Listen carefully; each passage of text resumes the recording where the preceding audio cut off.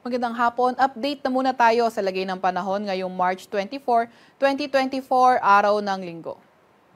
Sa kasalukuyan nga ay itong easterlies o yung mainit na hangin galing karagatang Pasipiko dito nakakaapekto sa may silangang bahagi ng ating bansa. Dahil nga sa easterlies, asahan natin yung mainit at maalinsangang panahon sa malaking bahagi ng ating bansa. Etong easterlies din yung nagdadala ng maulap na papawirin, mga kalat-kalat na pag-ulan, pagkidlat at pagkulog dito sa may Caraga area.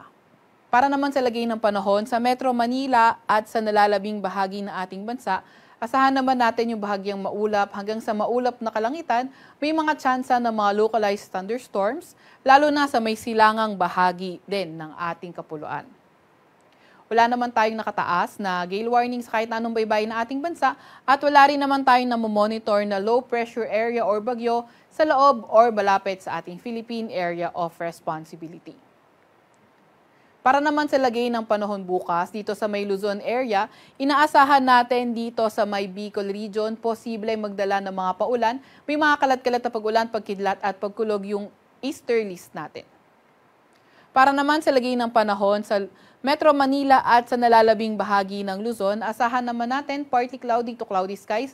May mga tsansa pa nga rin tayo ng mga localized thunderstorms. Sa ating mga Regional Services Division, maglalabas ng thunderstorm advisory, rainfall advisory o hindi kaya heavy rainfall warning kung kinakailangan. For tomorrow, agwat ng temperatura sa Metro Manila maglalaro mula 23 to 34 degrees Celsius, 16 to 23 degrees Celsius sa may Baguio at 20 to 31 degrees Celsius sa may Tagaytay. Sa may Lawag naman ay 24 to 32 degrees Celsius, 23 to 33 degrees Celsius sa may Tugigaraw at 24 to 31 degrees Celsius sa may Legazpi. Agwat ang temperatura bukas sa Puerto Princesa 25 to 33 degrees Celsius, 26 to 33 degrees Celsius naman sa may Kalayaan Islands. Para naman sa lagay ng panahon bukas sa may Visayas at sa may Mindanao, inaasahan nga natin dito sa may Eastern Visayas, pati na rin sa malaking bahagi ng Mindanao, sa may silangang bahagi ng Mindanao, posibleng magdala ng mga paulan yung easterlies. Mga kalat-kalat na pag-ulan, posible may mga kasamang kidlat-kulog. Para naman sa dalalabing bahagi ng Visayas at Mindanao, asahan naman natin partly cloudy to cloudy skies. May mga tsansa pa nga rin tayo ng mga localized thunderstorms. For tomorrow, agwat ang temperatura sa Metro Cebu, 26 to 32 degrees Celsius, 25 to 32 degrees Celsius sa may Iloilo at 26 to 31 degrees Celsius sa may Tacloban.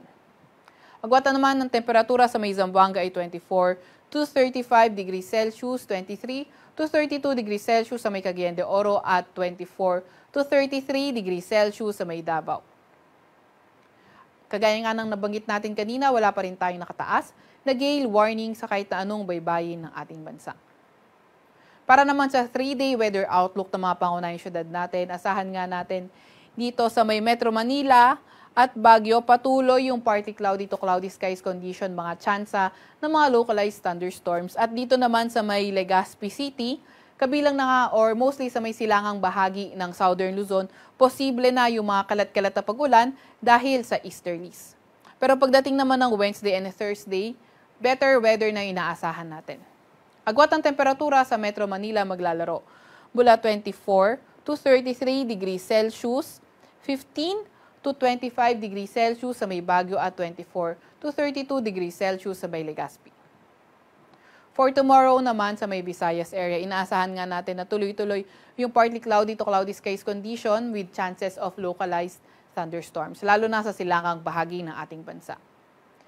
Agwat ang temperatura sa Metro Cebu maglalaro mula 25 to 32 degrees Celsius, 26 to 32 degrees Celsius naman sa may Iloilo at 25 to 32 degrees Celsius sa may Tacloban.